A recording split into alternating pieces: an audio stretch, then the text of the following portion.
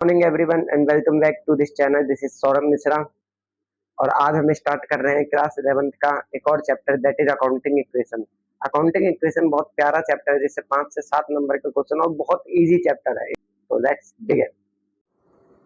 हम क्या पढ़ रहे हैं? Accounting equation. अकाउंटिंग इक्वेशन क्या होती है? हमारी जितनी भी बिजनेस की ट्रांजेक्शन होती है उसको अगर हम इक्वेशन की फॉर्म में लिख देते हैं तो उसे हम कहते हैं अकाउंटिंग इक्वेशन। अब तुमको इक्वेशन तो समझता होगा, इक्वेशन का मतलब होता है हमारा जहाँ पे इक्वल के इस तरफ की वैल्यू और इक्वल के उस तरफ की वैल्यू बराबर होती है, यानी एलएचएस जो होता है हमारे आरएचएस के बराबर होता है। तो ये होती है हमारी अकाउंटिंग इक्वेशन। अब हमारी जो बिजनेस की जितनी भी ट्रांजेक्शन होती है उसके दो इम्पैक्ट होते हैं।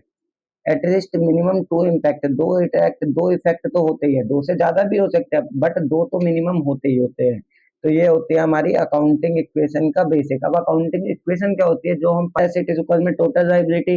अब टोटल एसेट तो सेम, इसको हम लायबिलिटी को दो तरीके से रखते हैं। लायबिलिटी या तो हमारी अंदर की होगी यानी इंटरनल इंटरनल लायबिलिटी होगी हमारी एंटिटी के अंदर की, या तो बाहर वालों की होगी। तो हमने वो इंटरनल को बोला इंटरनल लायबिलिटी और दूसरा हमारा एक्सटर्नल लायबिलिटी। इसको हम ऐसे देख सकते हैं, इंटरनल हमारी कौन सी लायबिलिटी होगी?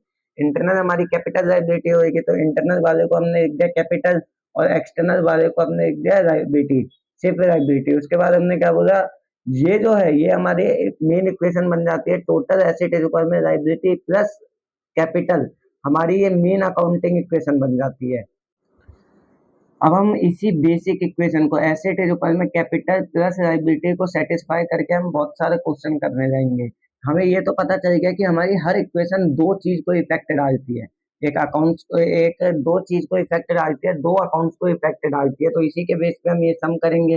अब इस सम को करने से पहले जो भी हमारे एक्सपेंसेस और लॉस होंगे उनको हम कैपिटल में से माइनस करेंगे, और जो भी हमारे इनकम और गेन होंगे या प्रॉफिट होगा उसको हम कैपिटल में ऐड करेंगे।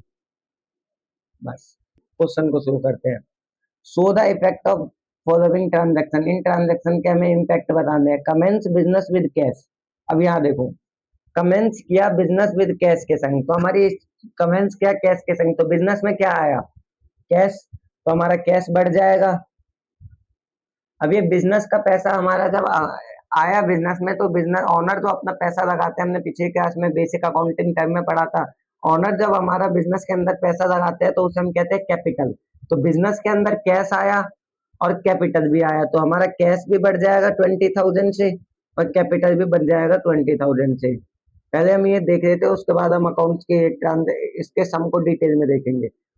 20,000 से हमारा कैश भी बढ़ जाएगा और कैपिटल भी बढ़ जाएगा। फिर गुड्स परचेज ऑन क्रेडिट। हमने क्रेडिट पे गुड्स खरीदे, हमने क्रेडिट पे गुड्स खरीदे, तो हमारे पास क्या आया? गुड्स आए।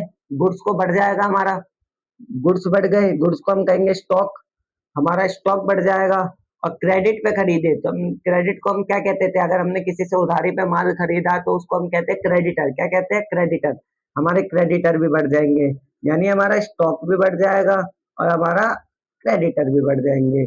फिर उसके बाद हमने क्या बोला? Furniture purchase. यहाँ पे देखिए, furniture purchase for cash, cash में परचेज किया है तो फर्नीचर बढ़ जाएगा। और हमने क्योंकि कैश में परचेज किया तो हमारे हाथ से कैश गया होगा, तो हमारा कैश यहाँ पे कम हो जाएगा। उसके बाद फिर पेड टू क्रेडिटर।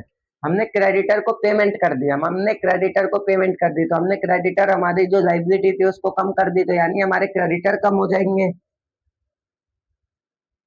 और दूसरा हमारा कैश भी कम हो जाएगा, क्योंकि पेमेंट करी कैश में तो हमारी जेब से कैश भी जाएगा और हमारे क्रेडिटर भी कम हो जाएंगे।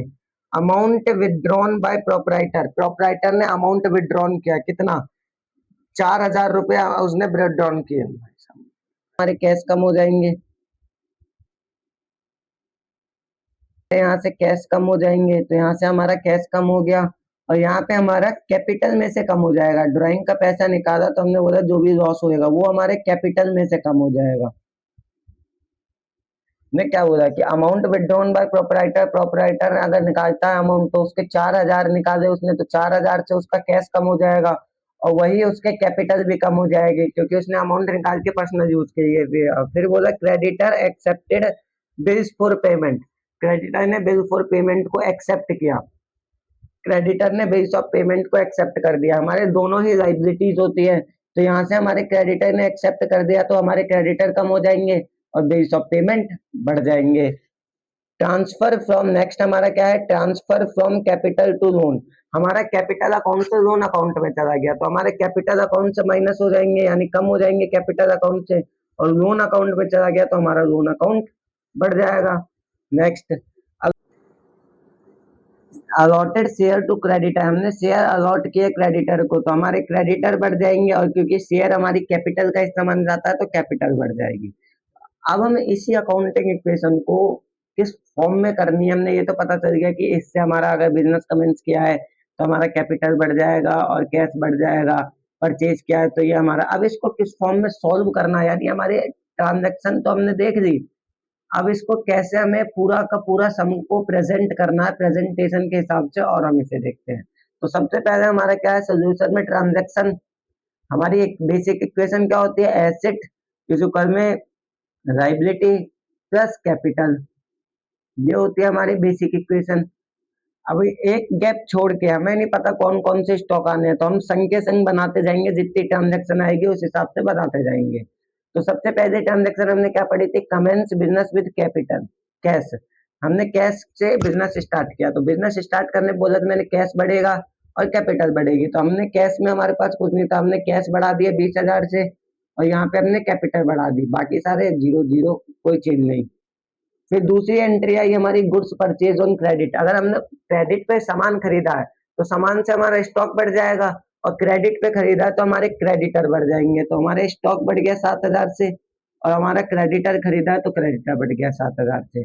अब यही हमारे हर एंट्री के बाद न्यू इक्वेशन दिखानी है, न्यू इक्वेशन क्या हो जाएगी, कैश प्लस, सबको आपस में जो प्लस होते आ रहे हैं जीरो जीरो, ये 20,000 और जीरो 20,000 ही हो जाएगा। फिर थर्ड क्या है, फर्नीचर परचेज